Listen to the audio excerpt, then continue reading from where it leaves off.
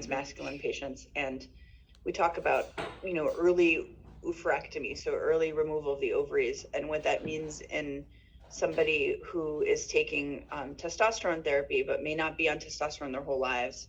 And I simply sort of explain the need to have to supplement, in order to have cardiovascular protection and good bone health as they get older.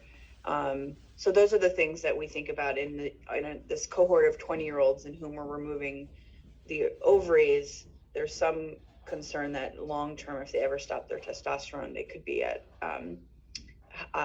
metabolic risk, which is just something that needs to be considered. But historically, we have a patient population that also doesn't seek out medical care. So there's that sort of confounding factor too, which makes it a little bit trickier. But at the end of the day, it's about informed consent. And on my end, I'm just managing patients who have sought out treatment in alternative ways. And those can be pretty challenging.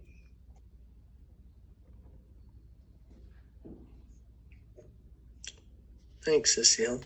Would anybody else like to add some observations? I think, when we start people on testosterone or estrogen, we try to be as clear as we can about the stuff that's going to be permanent and the stuff that's going to go backwards. So if you start on testosterone, your voice is going to change. That's permanent, but you might get more muscly, but then that's not permanent if you were to stop. I think the thing you have to remember about kids is that we're often explaining these sorts of things to people who haven't even had biology in high school yet. And I know I've heard others in this kind of a setting say, well, we think adults are like really slick biologically, but in fact, lots of people have very little medical understanding of stuff like that. We just, medical professionals and mental health professionals, take for granted. So I think we have to be more concrete than we think we need to be. Short of surgical stuff, I think, and the permanent physical changes that happen with testosterone or estrogen, you might get some breast development that maybe you would later regret. But I think it's reasonably safe to be on hormone X for a while and then stop and go back to your natal hormones, provided you haven't had some sort of a gonadectomy. Then, as Cecile mentioned, that's a different issue if you're hormoneless. I think that is important for people to know. And I think we also, like, just in general, people want this, but they don't want this, but they want this, but they don't want this from a hormone. And I'm like, well, you might not be binary, but hormones are binary. And so, you can't get a deeper voice without probably a bit of a beard. It doesn't work that way. Or you can't get estrogen to feel more feminine without some breast development. That doesn't work very well. And there are different ways of trying to get around some of these things, but in general, when you give a hormone, it's going to do what hormones do. It's going to act on a receptor. The receptors are everywhere, and you're going to get some sort of a physiologic effect. And it's hard to kind of pick and choose the effects that you want. And I know that's like something that kids wouldn't normally understand because they haven't had biology yet. But I think a lot of adults as well are hoping to be able to get X without getting Y, and that's not always possible. Thanks, Dan. Yes, expectations and informed consent. We have a lot of work to do here, even as mental health professionals. In my work, even before having folks start on hormones, I go over a lengthy information about the effects of the different kinds of hormone therapies, just so I have the clarity that they have some sense of understanding what they're going to, because even the good hormone docs here in my area don't always take the time, or it's easy for us to make assumptions that people understand, but that estrogen is not going to make somebody's voice go higher, or if you're a certain age, testosterone is not going to make you taller. So manage expectations, I think, is really important. It looks like Diane's ready to say something. Yeah, I just wanted to piggyback on all of the importance that comes up with the informed consent issues. I often see people who, because there's such a backlog of therapists to do some of the mental health therapeutic support, I often see people who have already engaged in some sort of, and this is again with youth, who've already engaged in some sort of medical intervention. And so one of the things I do is I just kind of, I'm sitting with the youth and their parents and I say, oh, well, so tell me more about what you know about that medical intervention. And kind of like what Dan was saying, you know, children and young adolescents, we wouldn't really expect them. It's kind of a developmental, it's out of their developmental range sometimes to understand the extent to which some of these medical interventions are impacting them. And so I think I try to kind of do whatever I can to help them understand best I can. But what really disturbs me is when the parents can't tell me what they need to know about a medical intervention that apparently they signed off for. And so I think informed consent has to happen very differently for parents than it has to happen for children and early adolescents and adolescents, but it needs to happen and it needs to be a process. And I think therapists are in a really good position to do that process because we have a lot more time with our people than like the 20 to 20 minute medical appointment, the way that and that's another problem, is the way the medical system works is there's often very little time. So I think it's really one of our roles is to really do that and to really suss that out and take quite a bit of time to do that. And it's more than just like, we certainly provide information, but then you kind of have to listen to what the youth is doing with that information to kind of not catch them, but to pick up on the ways that they're not really understanding because they'll say they understand, but then they'll say something else that makes you think, oh, they didn't really understand that they are going to have facial hair, right? Because they say something else that makes you think, oh, they didn't get that point, but they'll say they totally get it. Comment on is that I worked in an intersex or disorders of sex development clinic for a number of years as the psychologist, and I would come in to the session with the parents, and usually these were very young kids, so I wasn't really working with the kids, I was more working with the parents.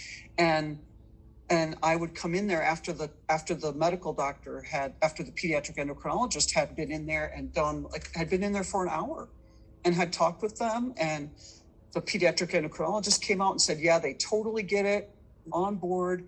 I don't have any concerns about their understanding. I would go in and I would say, okay, so tell me what you learned from, and they'd just be like, we have no idea what they were talking about. Because they feel deferential. Part of it is that they feel less deferential to the kind of doctor I am than the kind of doctor the medical doctor is. And because they really are seeking the care, they're just gonna say they know when they really aren't picking up on what's happening. And so I think the more we can normalize that it is okay to not get this right away, it is okay to have questions, the more we're going to actually do a real informed consent process than what I think has been currently happening, and that I think is frankly not what we need to be doing ethically. Thanks, Diana. I appreciate those comments. Anything you want to add in there, Gaia? I would just say I agree with all the comments that have been made. I think the informed consent process is so important, and definitely that it's a process is really important to recognize that it's not one conversation at one point in time, that is many conversations over time. And that those conversations don't have to stop once an intervention has been started, that those conversations can be ongoing even after the intervention has occurred, even asking how they feel about changes that are happening, and having discussions about, is this something you want to continue with, to not, informed consent is such an important piece of starting any intervention. And it's so hard. And I often wonder about what you mentioned, Diane, about people saying they understand when they don't, just because they're so focused on the intervention that they're afraid to share things that they might not be understanding about the information we're sharing with them, and how to address that, I think, is very important. I will say, just personally, my practice, it has evolved how in the medical setting, I think we have these conversations and around informed consent has evolved a lot over time as well, just recognizing a couple of different things, that identities may shift and transition needs may shift. That also has shifted how we have, I think, conversations around informed consent and starting an intervention. But it's so important, and just that it's a process and it's a continual conversation, I think is Yeah, and Gaia, I don't know if other people do, but I really struggle with because I kind of want the kids that I work with, whether they're 9 to 13 and looking at puberty suppression or hormones, in some ways to be little pediatric endocrinologists. Like I want them to understand it at that level, in an age appropriate way. And I struggle with that on one level, because it's like, well, when a kid takes diabetic medication, do they have to understand everything about their pancreas and everything that's happening and all of that? Do we do that same process around other medical kinds of things? And so is this an unfair so I just struggle with that line, and I just kind of wanted to say that, because I'm not quite sure what to do about that. The other thing that I really like to do is I like to have the children or the young adult or the young adolescent or the adolescent come up with questions that they have for their medical doctor. So let's write a great question. Write that down. We're going to ask that. You ask that the next time, and you come back, so that they're really. I think one of the things we have in one of the papers that we published is how important it is to instill a level of autonomy into children and adolescents about their medical care, and transgender people about their medical care, that they get to be assertive, they get to ask questions, they get to be really well informed. And so we want to start that very young by having children ask a question, write down what you think, and ask the doctor. You can ask the doctor. Well, I can't really ask. Yes, you can. You get to ask the doctor anything that you want to ask them.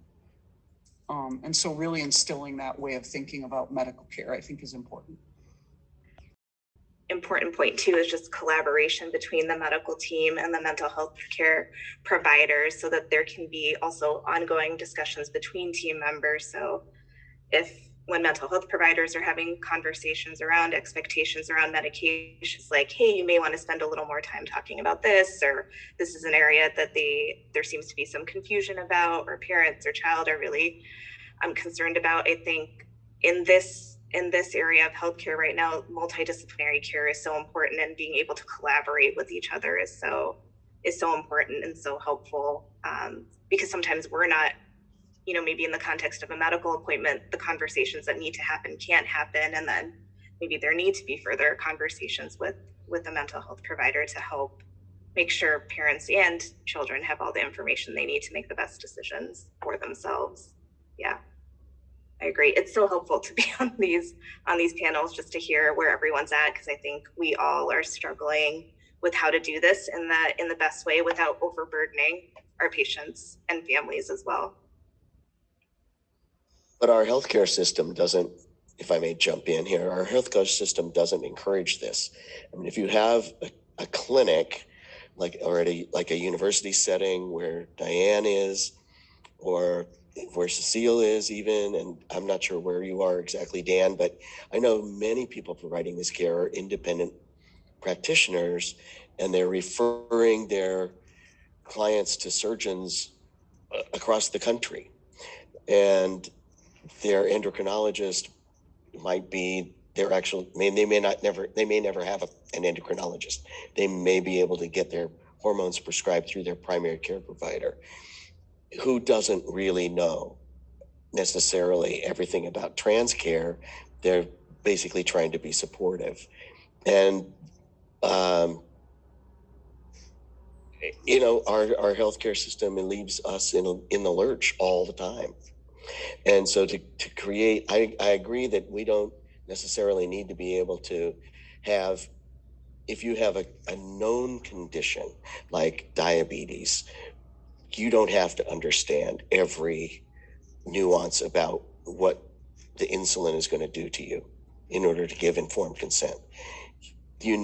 But because there's so much experience with that. But in this field, this is all new. This is all contentious. And that's where we run into problems because everyone's afraid. And I know for a fact, people, even adults, even well-educated, older adults accessing care for the first time, sit down with the person who's going to prescribe their hormones, and they look at an informed consent form that says your hormones are going to do this, this, and this. They don't make any of that in because they're so scared that they're not going to get what they need. They just show me where to sign because this is my moment. I got to grab it. And they don't really take in the information. And people also are afraid many times about surgery. And so they can read other people's descriptions about surgery and they'll miss details or they'll miss the most important piece of information for them simply because they're afraid to read it. I mean, it's just how human beings work. So I think at the same time, we're fighting against the community's desire to have less gatekeeping, less professional intrusion, less spending time in doctors' offices. And how do we manage that and make sure that everybody's got the right level of education to make good decisions for themselves? So this is a problem that we're facing. And this is where I think some of the detransition comes in because the over medicalization as well as over binarying as well as just the pressures that people are under because of the opposition creates a dynamic that's very, very hard for all of us to work in, trans people and clinicians. Very, very hard. So I think these dialogues are crucial. And we need to take them outside of this space, ultimately, as well. All right. So I'm sorry, did you want to? No, go ahead. Go ahead. We can do it after the. Yeah, I was going to suggest, this great conversation. I have more comments, but I'm like, people probably need a break, attendees as well as panelists. So I've asked for a 12-minute break, and we will reconvene back here and look forward to seeing y'all back here in a little bit. Thanks. Well, I wanted to share just a little bit about informed consent. And then after, if anybody else wants to chime in, feel free to. I saw a little bit going on there. I do think that that's a really important part of what we can do to help folks in terms of their decision-making processes. And also, just to start out with, I make it clear to people that I don't have an investment, whether they're youth, whether it's parents, whether it's adults, that I have no investment in what their gender identity is. Even just because transitioning was right for me doesn't mean that it's right for somebody else, and that's not a bias that I have. And I hope that gives people from the start a sense of safety in considering a range of options and in terms of gender identity and gender expression possibilities. When we do get to talking about hormonal and medical interventions for those who are considering those options, one important thing I believe is to make sure we address fertility preservation. If y'all have looked at the drafts of the standards of care coming out, SOC 8, hopefully next month, you'll see, a number of places where it's encouraged and ethical to talk about fertility preservation options.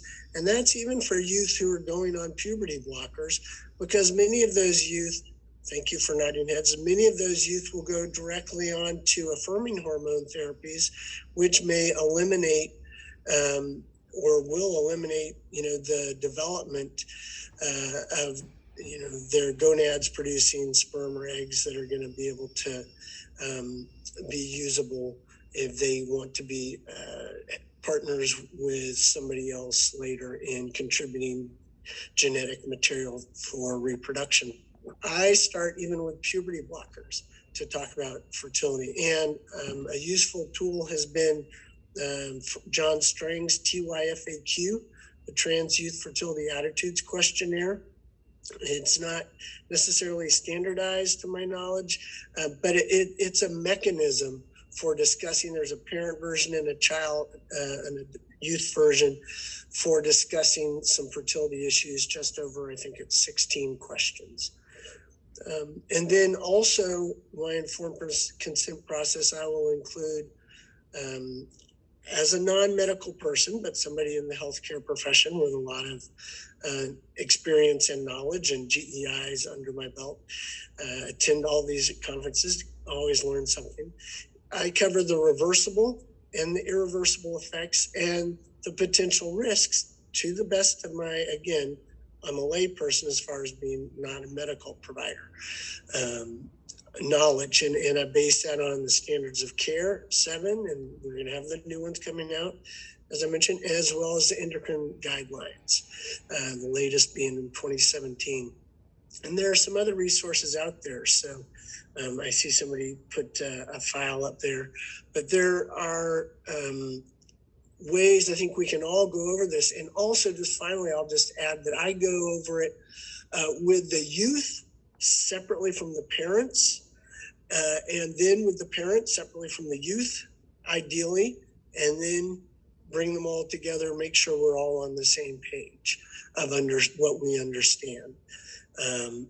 Limitations acknowledged, and they're often having questions, and I say you have to ask your hormone provider, the consultant you're going to be meeting with about certain questions. So there are certainly, I stay within my lane, but I do think that part of the multidisciplinary nature of this work is being well versed in these things, at least to a certain level. And that's part of why we have a multidisciplinary panel here. I see somebody added the TYFAQ in there. Anybody wants to add any comments on that before we move on? And we could potentially start looking at cases in a little bit. But does anybody want to add anything to what I said? Looks like Dan might. I was just going to say, it's always a good theory that you talk about fertility preservation with a 14-year-old, but I know I'm talking to a blank wall. And the same would happen for a cisgender kid, right? They'd be like, ew, kids, babies, gross. Or the usual stock answer is, I'm going to adopt. I'm just going to adopt. And then you ask them, well, what does that involve? Like, how much does it cost? Oh, I thought you just went to the orphanage and they gave you a baby. No, it's not quite like that. And I was just trying to find it, but I can't quickly locate it because all I have is a picture of a slide. But apparently last week at the Pediatric Endocrine Society, some of the Dutch researchers gave some data about young adults who had transitioned and reproductive regret. And it's there. And I don't think any of that surprises us. I don't remember any of the numbers or anything. I have a picture of a slide, but hopefully this is something that'll get published in the next while. But, I think now that I follow a lot of kids into their mid-20s, I'm always like, oh, the dog isn't doing it for you, right? Yeah, they're like, no, I just found this, wonderful partner and now we're kids and da-da-da. So I think, it doesn't surprise me, but I don't know still what to do for the 14-year-olds. The parents have it on their minds, but the 14-year-olds, it's like talking with diabetic complications with a 14-year-old. They don't care. They're not going to die. They're going to live forever, right? So I think when we're doing informed consent, I know that that's still a big lacuna of that we do it, we try to talk about it, but most of the kids are nowhere in any kind of a brain space to really, really, really talk about it in a serious way. That's always bothered me, but we still want the kids to be happier in the moment, right? And I appreciate that much less with a 9, 10, or 11-year-old who's starting puberty suppression, and like Ren said, if they continue on, then and I mean it's like developmentally not in their space to be able to have to think about that, and it shouldn't be, right? And so I think it is a real growing edge in our field to kind of figure out how we can approach that. I'm definitely a little stumped on it. I'll just add one more complication in there, is that then if you do have, which doesn't commonly happen, but if youth are interested in preserving fertility, then the options for doing that, depending on age and stage of development, also can be, from a medical standpoint, may or may not be possible, but then from a financial standpoint also may or may not be possible. And that's another complexity adds another layer of complexity to these discussions as well. And that's at any age, I guess. And from a social and sexual standpoint, right? In some ways, the stuff that you need to do to be able to preserve your fertility might be beyond kind of what where a youth is at in terms of their sexual development, and yet that's kind of what's needing to happen. And yeah. Yeah, I don't think that we have all the answers, and I appreciate y'all's comments, bringing, highlighting the nuances and the challenges here. I find a range of maturity levels and having thought about this or not having thought about it. Again, depending also on the age and the cognitive maturity, emotional maturity. I know y'all do these kinds of things too.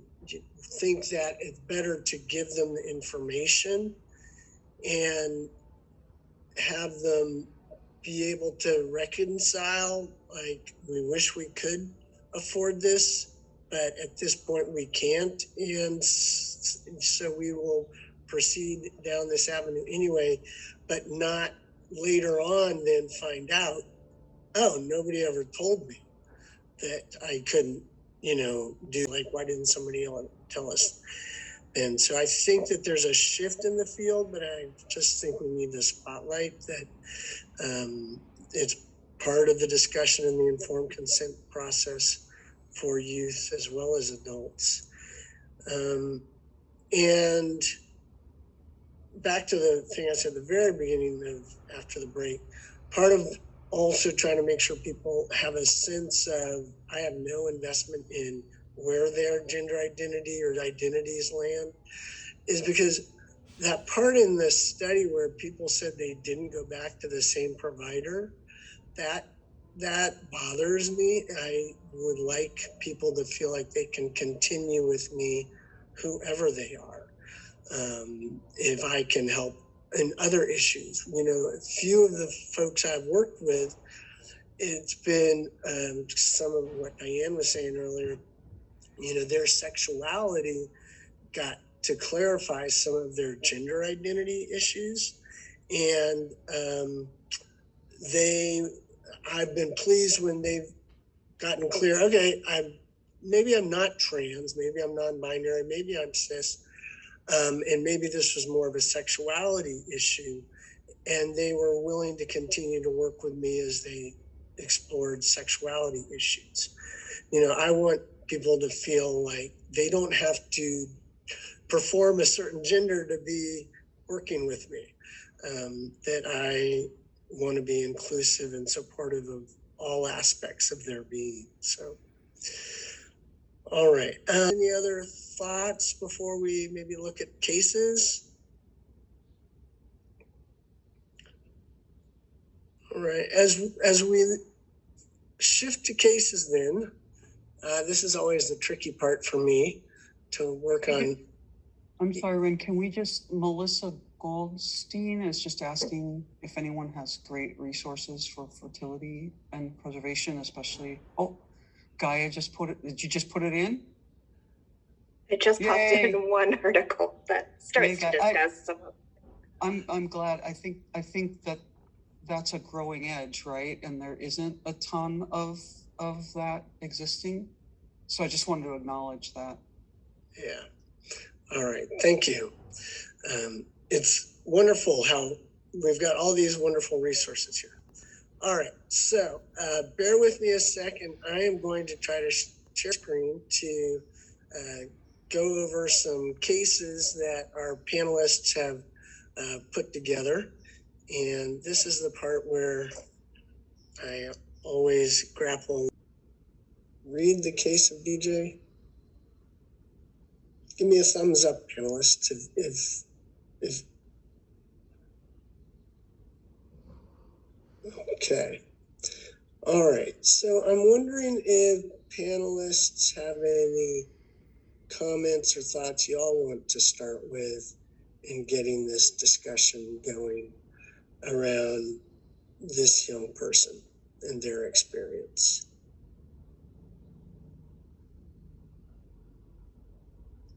Oh, sorry, Randall. I'll read the next one.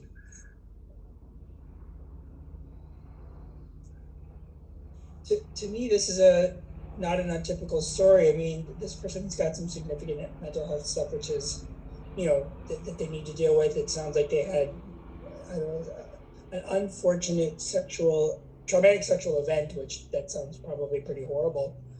But to me, this is a kid who got a false start and maybe wasn't in a place where they were fully supported or they feel fully supported. But to me, this is not detransitioning. This is just a kid working through crap. And I mean, I obviously we feel sorry for the kid, but to me, this is not like something that should hit the news as a system problem. Assuming that this kid's been getting the mental health care that they need. To me, this is like not an untypical story, and with a happy ending. So yay.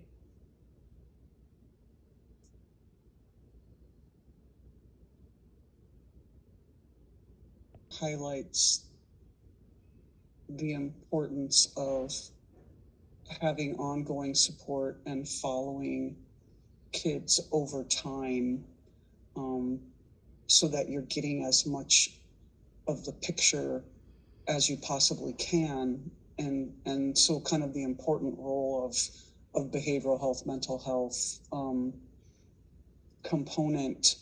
I think oftentimes mental health can get a really bad rap in terms of that we're trying to do things that we're not actually trying to do. And so I think this is a good case that kind of exemplifies, if you're following this kid and meeting relatively often with them, you're going to kind of be seeing this in real time and be going through this with them and be helping them to process and figure out kind of the meaning that it has for them. And hopefully, as you have enough of a rapport, I don't know if it happened in this case, but that it looks like the person didn't disclose some of the bullying and the traumatic sexual event until a year later. The hope would be that if we can build enough rapport over time with kids in whatever specialty we have, that we would learn about that in more real time than a year later, and that we would be able to be, kind of just doing it as part of the regular process of checking in about all spheres of life. So it really highlights the importance of that for certain youth. Comment, I noticed an observation or a wish that the therapists involved have been able to help the young person distinguish between the assault and their gender identity. I think that there are times working with young people where they don't even disclose an assault or some type of sexually coercive or unpleasant experience. It may not even have been coercive, but it may be almost like self-coerced. They thought they were supposed to do X, and so they, I guess this is how people interact sexually, and so they showed up voluntarily, like this other person, the other young person with them, I'm going to assume young person at the moment, wasn't coercing them, but they were kind of trying to get themselves to learn about sex. And so they may have done things they didn't even feel comfortable with. And so they don't want to talk about it with therapists. So, I mean, even good therapists, you know, we're going to be limited at times where we can't get everything that's going on with our kids that we're working with. And sometimes the adults also don't bring it forward. So it's a high bar to cross sometimes to try to catch everything that may be affecting somebody's view of themselves and across domains of their life experiences. And I'll just echo Ren and Diane's statement. I think the case to me just highlights the need for, in addition to continued, ongoing care, also maybe like leaving the door open that if this is your decision at this point in time, but that may change, and we're here to support you, whatever your decision is, and that you can always, continue to see us, continue to see the team. Keeping engaged with young people and letting them know that it's okay to change your mind. It's okay to come back, and knowing that people sometimes have to disclose things in their own time as well. So that while we hope things are disclosed in real time, sometimes people just aren't in a place to face their trauma and what's going on. And so even more so becomes important, I think, to have that ongoing care. And even if there isn't ongoing care, at least leaving the door open that if patients or young people or adults even are in a place where they want to re-engage, that door is still open. Yeah, there was a comment. There was a comment in the chat about sometimes our discomfort with asking questions, particularly pertaining to sexuality, and I think that's really true. I mean, we have not gotten to the place yet where it's just part of every typical kind of area that you inquire about, and I think that's really important, and is part of and to not frame sexuality. I think the other thing that happens with sexuality is it gets framed as negative, all the things that we shouldn't be doing, rather than having a positive take on sexuality. And so how with youth and our adults do we just naturally feed that into the conversation, and how do we as clinicians get comfortable with sexuality and sexuality themes in a society that isn't very comfortable with it, but isn't comfortable with it in appropriate ways, is very comfortable with it in some ways that probably aren't very healthy.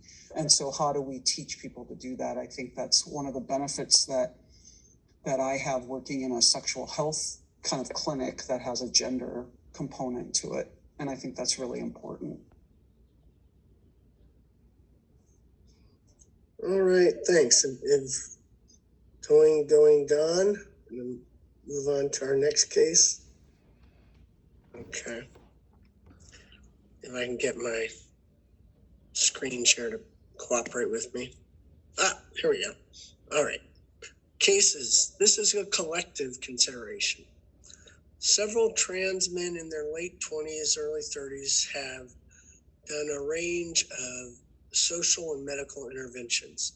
They're now clear that in hindsight, if they had come out 10 years later, they may not have taken all the medical transition steps that they did if the option of a non-binary identity had been on the table. They don't like to be seen by others as male, but given the physical changes, don't feel like they have a choice.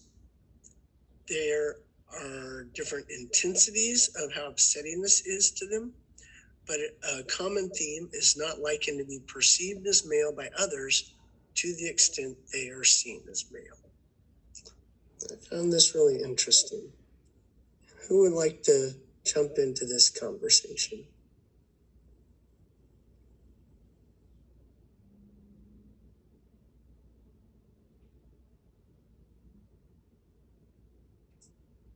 this is a bit beyond my age group, but I think one thing that they could do medically is to talk with their hormone provider to see if there's a way. I'm presuming these people are still on testosterone. If they are, that they could at least lower the dose to something that's still bone protective and still would make them feel okay, but maybe it wouldn't would less stimulate like facial hair growth or the other kinds of things. I mean, their voice is not going to change, obviously, but there might be some room to play with the testosterone dosage just to make things a little bit less masculine. But changes are going to persist.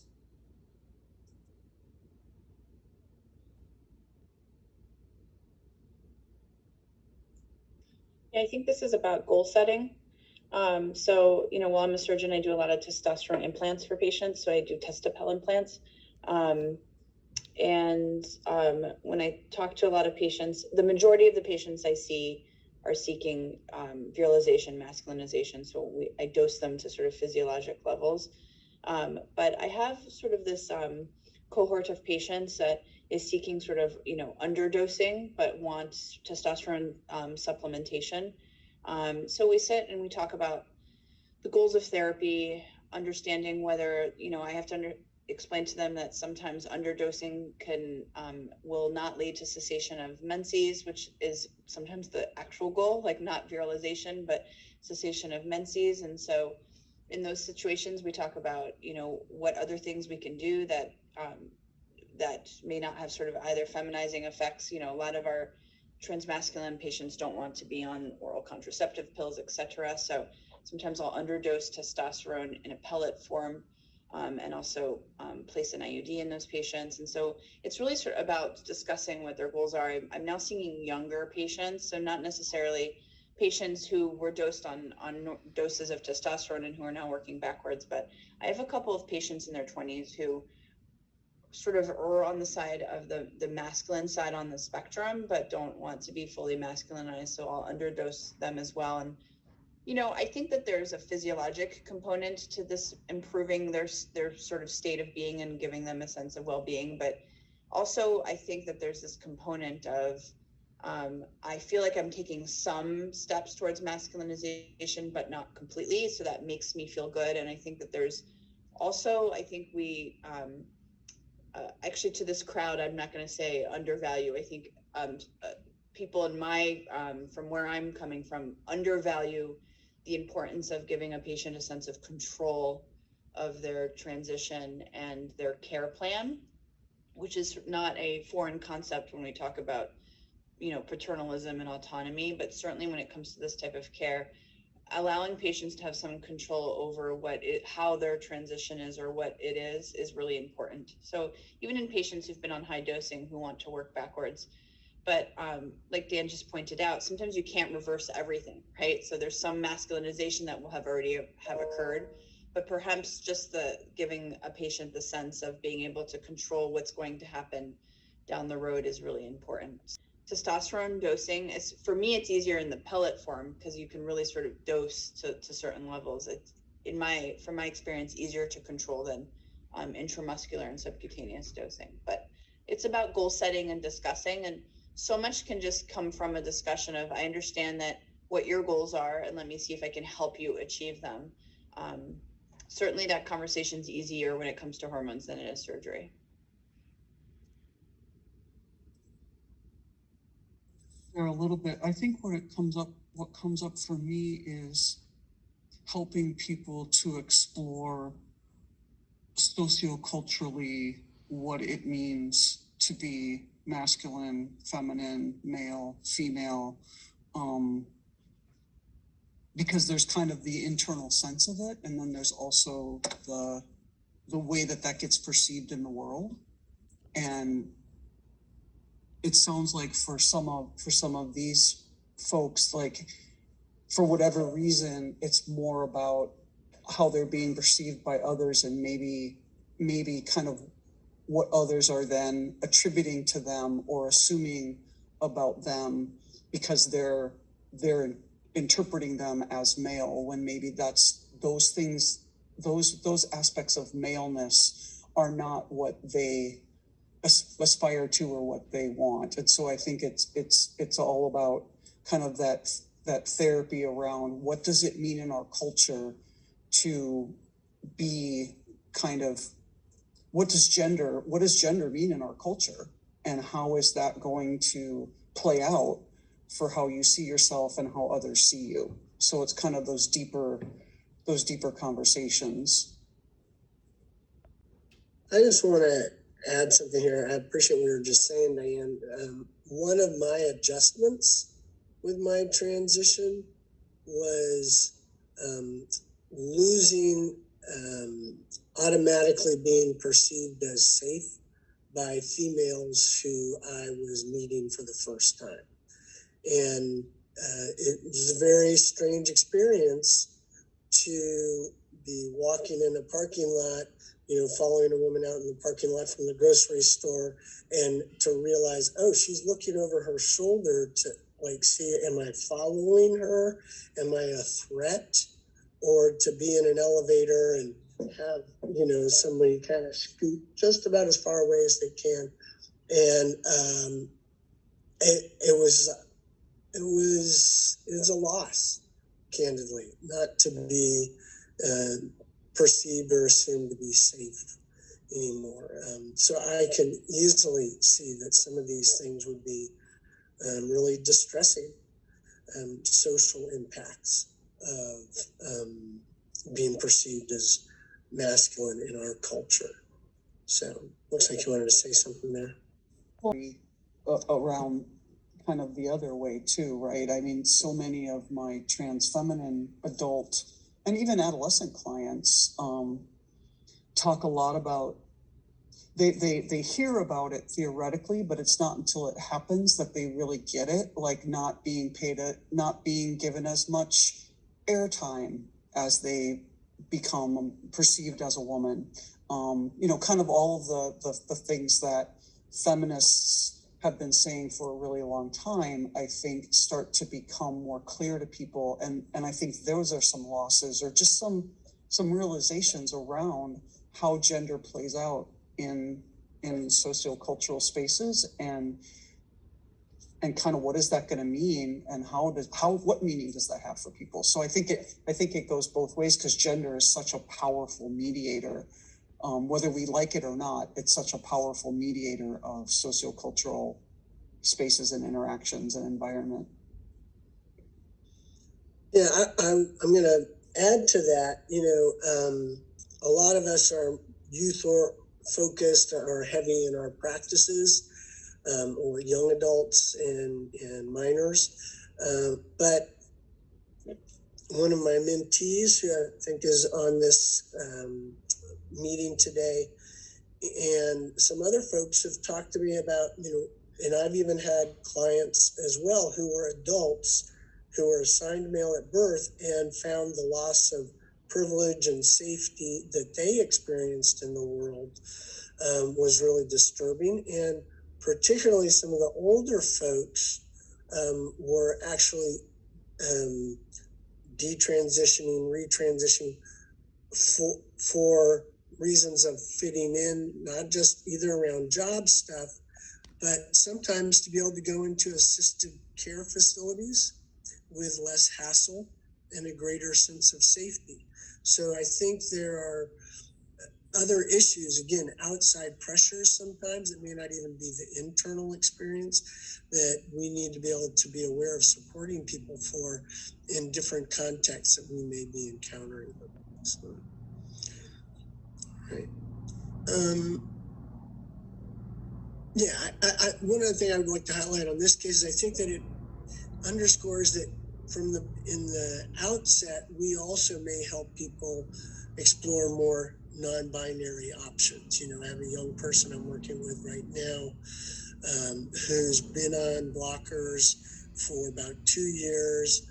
Mother's anxious for the kid to come off. The pediatric endocrinologist is saying it can go a little longer. And the kid is vacillating, really not wanting facial hair, but about having menstrual cycles, and kind of vacillates about whether breast development, chest development bothers them or not. and which pronouns they use. And we all know that chest surgery is pretty inevitable, or at least it looks like that, because that has consistently been a bothersome thing. So is there more benefit of staying on blockers or letting the kid switch back to their endogenous estrogen?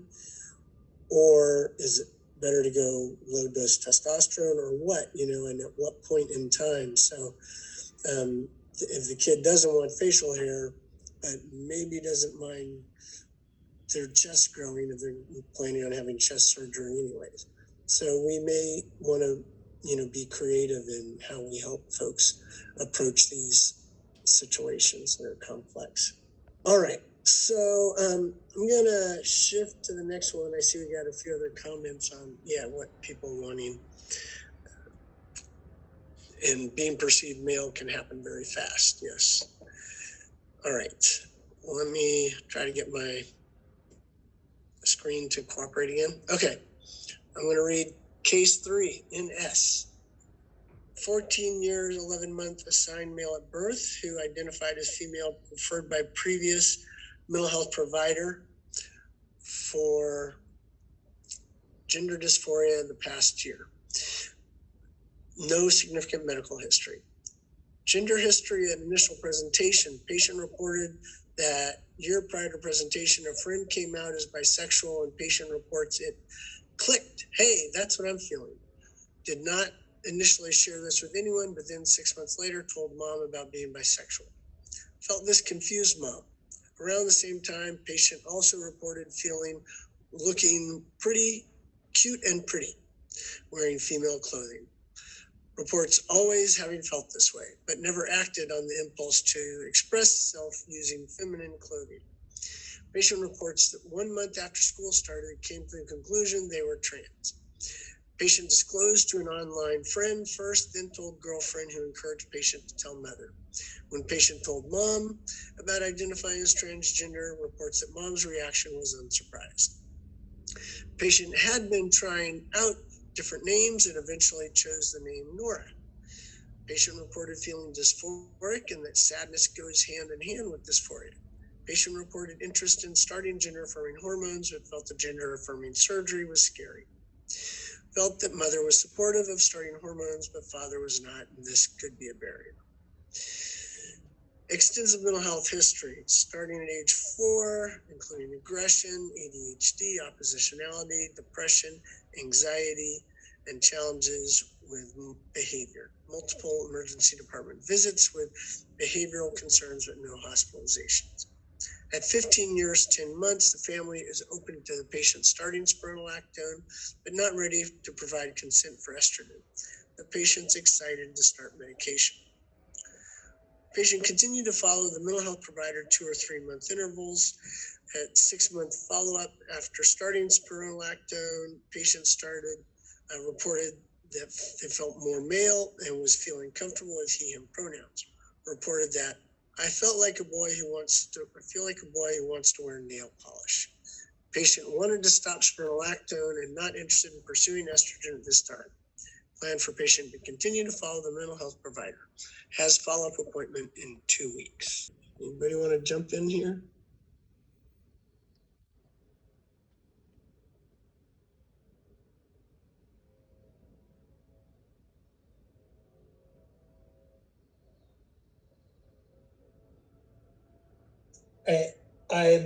Again, another kind of happy ending. Kids happy, parents are happy. I think it's important to remember that not all kids are as smart as every other kid, or as in tune with their bodies or minds or as other kids, or sophisticated as other kids. Some kids just get things, and some kids don't, and it takes them a little bit longer. And the point is, just because you're 15 doesn't mean you know everything. And I tell kids this all the time. You're 15, that's great, but you're probably going to know more than when you're 16. You actually better know more when you're 16 than you're 15. So I think it is kind of important to get an assessment, and this is what our assessors do, is to get a level of sort of capacity of not just able to consent for stuff, but they're kind of understanding where they are, and do they understand that there's a difference between sexuality and gender, and being trans and being a cross-dresser. That there's more than one way of, liking nail polish. You don't have to be a girl to like nail polish. You can just be a boy and wear nail polish, whatever. So I think when these kinds of kids are working with their mental health professional, I think it is important for somebody to also really see, well, like, this is a kid is kind of not changed, but it's changed their direction 3 or 4 times within a short period of time. That's not somebody you're going to want to rush in to do something permanent with. You're going to want to make sure that the kid really is starting to, have a clear direction of where they're heading before you do something, and as well, to make sure that the family are coming along with the kid. Sophisticated as other kids. Some kids like just get things, and some kids don't, and it takes them a little bit longer. And the point is, just because you're 15 doesn't mean you know everything. And I tell kids this all the time.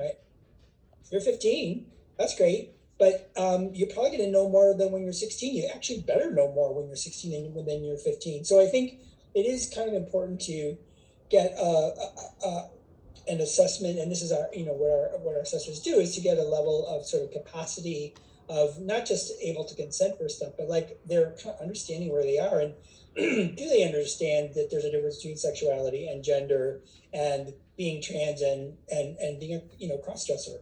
That there's more than one way of, liking nail polish. You don't have to be a girl to like nail polish. You can just be a boy and wear nail polish, whatever. So I think when these kinds of kids are working with their mental health professional, I think it is important for somebody to also really see, well, like, this is a kid is kind of not changed, but it's changed their direction 3 or 4 times within a short period of time. That's not somebody you're going to want to rush in to do something permanent with. You're going to want to make sure that the kid really is starting to, have a clear direction of where they're heading before you do something, and as well, to make sure that the family are coming along with the kid.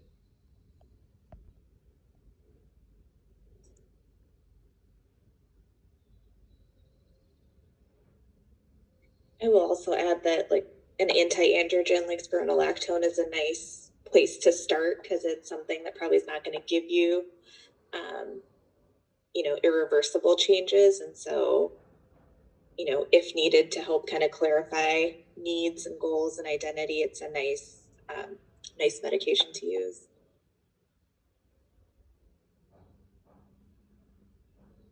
Yeah, I would second that. Like, if this was a kid that was clearly binary and wanting to move forward, then we would probably use Lupron, because Lupron works better. It's way more expensive. But I think Lupron, without a plan of moving towards estrogen for this kid, would just make this kid feel crappy, probably, because she is well through puberty. So she's probably just going to feel like whatever a teenage kid would feel when they have their testosterone taken away, kind of, whatever, menopausal. So I think just to reaffirm that, I think Spiral is a really good way to go, because it's harmless, it's cheap, it works for the beard. It's not going to prevent the bigger boy changes that happen with male puberty, but it is a nice way to kind of ease into things, and often for families, for parents that are kind of holding back, it's a nice way to move forward. That's affordable, cheap, safe, and reversible. I'm just noticing a lot of stuff in the chat that I think the medical people could maybe address, that kind of comes from how fast testosterone maybe works, and does low dose affect that? Just noticing that. Yeah, so it's true. We all, adult men all have the same testosterone levels, but there's clearly a different range of, like, how hairy you are, or how fast you go bald, or whatever. And it doesn't have to do with your testosterone levels. It may have to do a bit with your testosterone receptors and a million other things that you inherit in your genes. So I always kid the Persian kids that come and see me. I'm like, don't even look at the bottle. You're going to get a beard, like, because we know what's going to happen really fast. And then some of the poor Asian kids, they try forever. They could barely get a mustache going like their brothers. And so, but everybody's the same level. It's all the same dose. So you do have to let people know that just because you're taking dose X doesn't mean you're going to get results Y to the same extent. And the same is true, of course, for girls taking estrogen. Breast. I will also add that like an anti-androgen like spironolactone is a nice place to start because it's something that probably is not going to give you, irreversible changes. And so, if needed to help kind of clarify needs and goals and identity, it's a nice medication to use.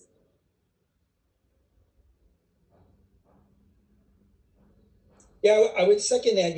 Like if this was a kid that was clearly binary and wanting to move forward, then we would probably use Lupron because Lupron works better. It's way more expensive. But I think Lupron, without a plan of moving towards estrogen for this kid, would just make this kid feel crappy, probably because she is well through puberty. So she's probably just going to feel like whatever a teenage kid would feel when they have their testosterone taken away, kind of, whatever, menopausal. So I think just to reaffirm it, I think Spiral is a really good way to go because it's harmless, it's cheap, it works for the beard. It's not going to prevent the bigger boy changes that happen with male puberty, but it is a nice way to kind of ease into things, and often for families, for parents that are kind of holding back, it's a nice way to move forward. That's affordable, cheap, safe, and reversible.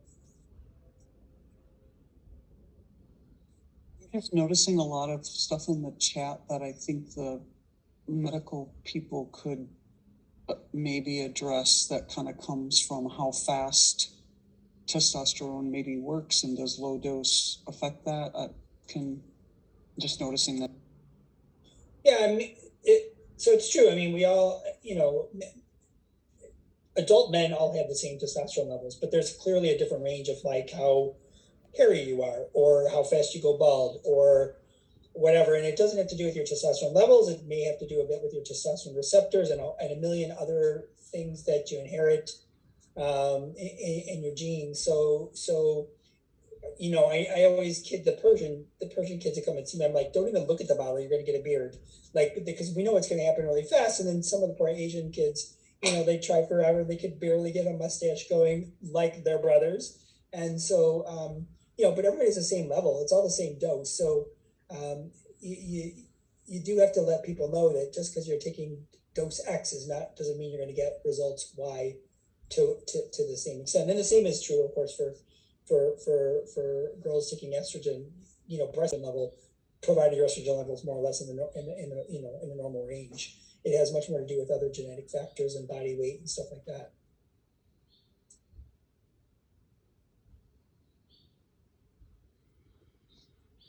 All right, great.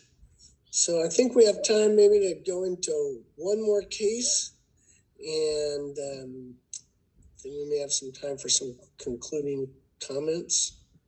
Let's see. The biggest challenge is always the technology. Actually, the technology user is the biggest challenge. Okay, case 4. An AMAB person assigned male at birth, who is now 13, who early on identified as binary trans girl and took all social transition steps. Medically, the client is on Lupron, and she's not been in a rush to start estrogen. However, she's been very invested in doing so at some point in the future. Within the last 6 months, this youth has begun to identify more as non-binary, trying out different pronouns and names. She's very avoidant to have any discussions about what the shift toward non-binary gender identity may or may not mean in terms of the decision she's always thought she would make in terms of medical transition. When broached, will shut down and no longer engage. Have had some success processing when discussions are framed from an embodiment lens.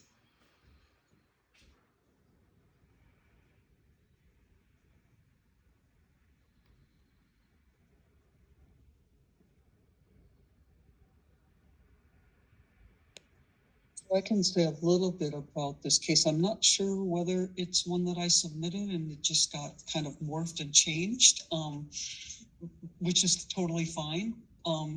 But I think the thing that comes up for me, if it is kind of based on one of the cases, is that it was very difficult to kind of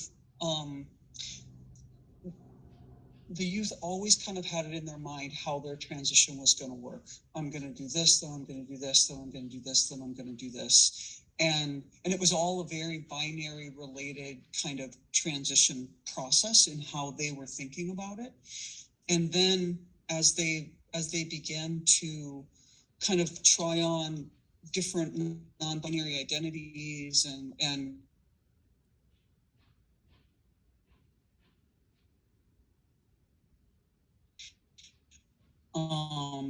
they started to kind of talk about,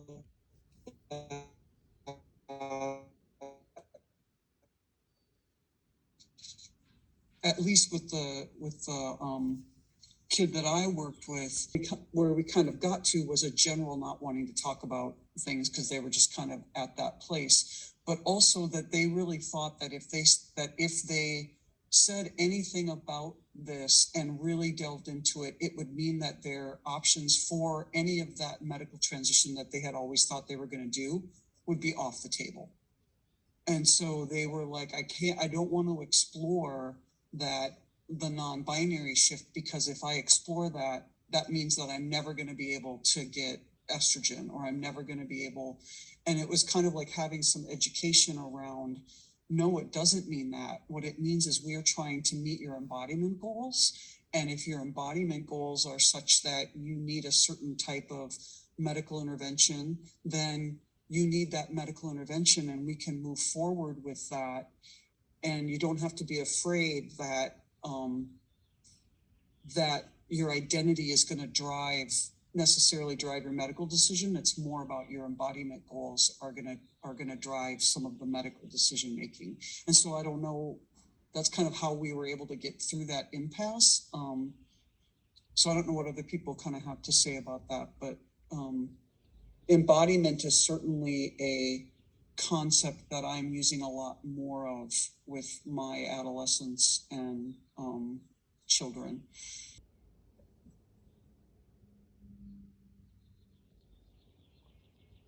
Like sort of 13 and a half is sort of our kind of cutoff where we're okay to do hormones if everything, it seems like it's going to work.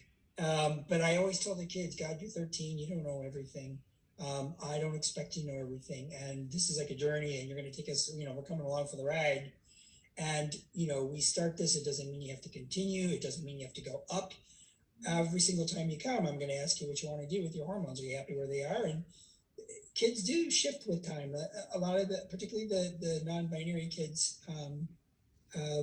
think that they want to be initially more masculinized than they end up wanting to be, and they find that there's a happy dose that's gotten rid of their periods or whatever, and that they're happy on that dose, and they don't necessarily want to push forward as they had thought that they might at the beginning. So I think it's important that you just lay that out right at the beginning. You do not have to have all the answers. Even an 18-year-old, you do not have to have all the answers. Let's work with what we got today, and you keep letting me know, and I'm going to keep pestering you. What do you want to do about this? What do you want to do about this? Or you're not ready to make any decisions. You don't even want to talk about it today. Fine, let's just see everything the same. And I think the kids need that space to know that A, they're in charge. B, I'm a little bit pushing them to think about it, like by asking them, and see, they have permission to go backwards, stay where they are, go forwards to whatever degree, and I think that the kids, I think there are kids who are a little bit timid at the beginning, and they don't feel they can. I feel that there is a group of kids who say they're non-binary because they're not really ready to go full on, and as they go, they actually find, no, this is working for me. I really actually do want to go to the end of the binary there. But I think you just gotta let kids have that permission to do that. I'll just add in that this actually reminds me of a successful 30-something I have, who's very accomplished in their field, and was first aware in the last few years really more about their gender identity, and thinking that they were identifying as a woman, and when first came really more open to their awareness about 6 months ago. Took them a couple months to call me, then a couple months on my waiting list, and I've been seeing the person, I don't know, a couple months now, and they were hesitant to acknowledge maybe a non-binary space might be good, maybe a fluid space might be good, and it's hard to tell how much feels true to their gender versus how much is external factors, and that's kind of stuff we're sorting through with time. And I think they're feeling some relief to know that there are a range of medical options, and we're not. The fortunate thing is this person is not in a rush and has some ways of being able to express their feminine side with their significant other and friends and one of their family members from their family of origin. But my main point is that I've seen this in adults as well as young people. I mean, more mature adults, like 30-somethings.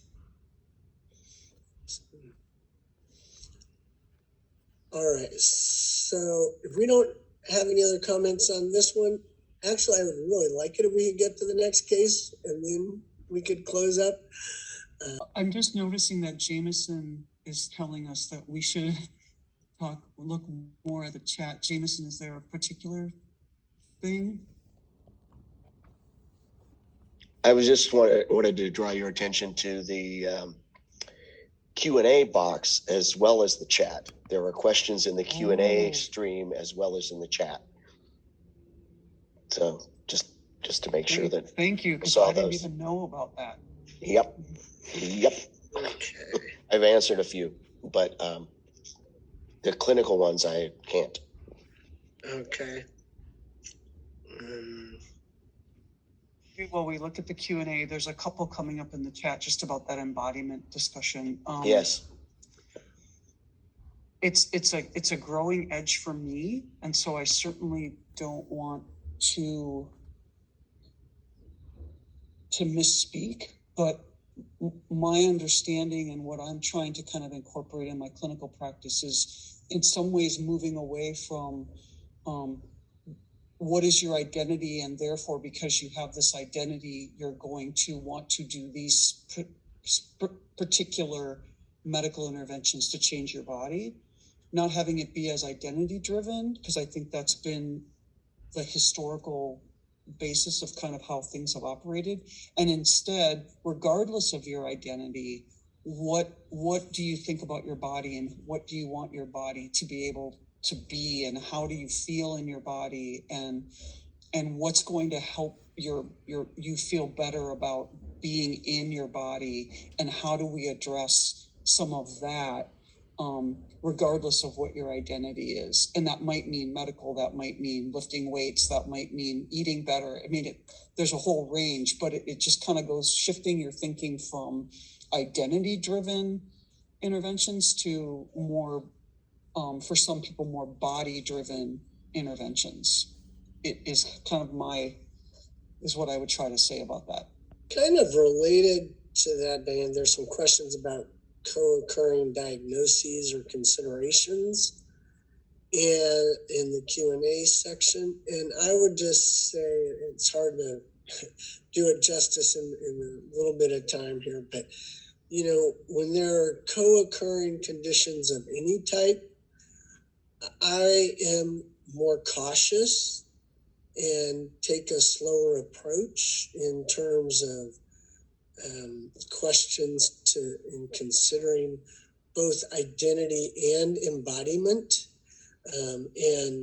May ask people and encourage people to look at things from all of those kinds of perspectives, and maybe try to get creative in asking them to, just as an example, who is somebody who you'd like to look like, who, not somebody who's a TV star who's super attractive, but just like kind of an average looking person, so that we're not engaging in a fantasy realm of transition expectations, but like facial hair, no facial hair, chest of what size, flat, round, small, wet.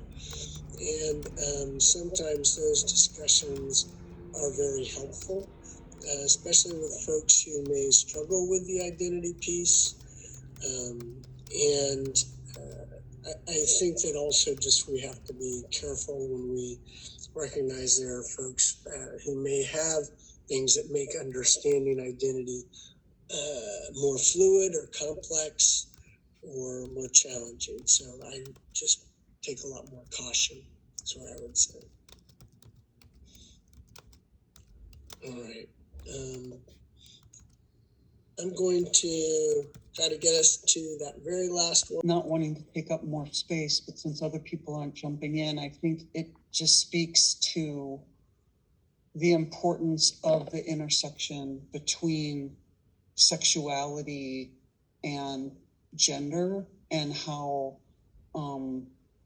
I think that the field of gender, it feels like the fields are very separate. As someone who's in both of them, I'm an ASEX certified person. I go to a lot of the sexuality conferences that are starting to care more about gender. And I think in the gender conferences, there's very little focus on actually sexuality. And so I think for me, this case just exemplifies a way that they intersect. And I think there's lots of ways that they intersect. And I know that WPATH is going to do a specialty thing on sexual pleasure, which I think is awesome. And so I think just for me, I just want to point out that intersection, we don't often do a good job with that. And I think that's someplace that we could be doing better. I totally agree. And I'm sure putting a kid on a blocker at age 9 and then letting them get to the age of whatever when they're developing a sexual identity cannot be great, right? So I think that the other people have brought this up, that we are to a degree robbing these kids of that sort of early to mid-pubertal sexual stuff that's happening with their cisgender peers. That's not happening because we've got them on loop run, and their brains are just not thinking that way. There's no, they're getting older and smarter about math, but they're not learning how their body works. They're learning how to masturbate because they don't have the urge to do that, right? And all of a sudden they're way many years beyond their peers trying to figure their sex stuff out. Yeah, I'll add, somebody asked when that sexual health workshop's going to be. We're in the process of developing a number of new workshops this year as we're updating the foundations curriculum for Montreal, where we'll present the SOC 8 based foundations course for the first time. In the meantime, we have a number of workshops this summer, including the one Diane referred to on sexual health, and I believe it's going to be July 29th. I'm pretty sure that's the date we've got lined up. And I'm trying to remember, I think it's 8 to 11 Pacific time, 8 a.m. to 11 Pacific time, but I'm not going to bet my life on that. But we also have some other comments about sexuality and neuroticism, not neuroticism, eroticism. And I think that is some of the complexity of gender and sexuality, both being processes of discovery and evolution for a lot of teenagers and teenagers. And so it's not surprising sometimes that they need some help discerning those things. Looks like you wanted to say something, Diane. Well, I think for adults, historically, if people with some sort of gender identity have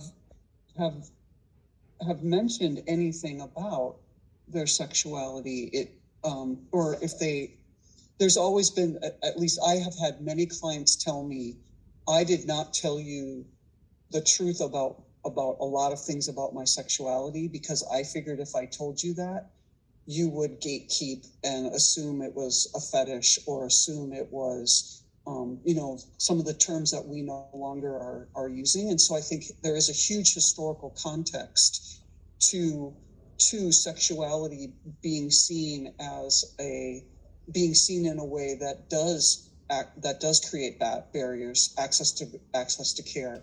And I think it's very important that we acknowledge that historical context, and that we work against that historical context by talking more about positive sexuality and pleasure, and that they can go together, and that it's okay, and not create barriers to care because people have that belief that that's what we're going to do.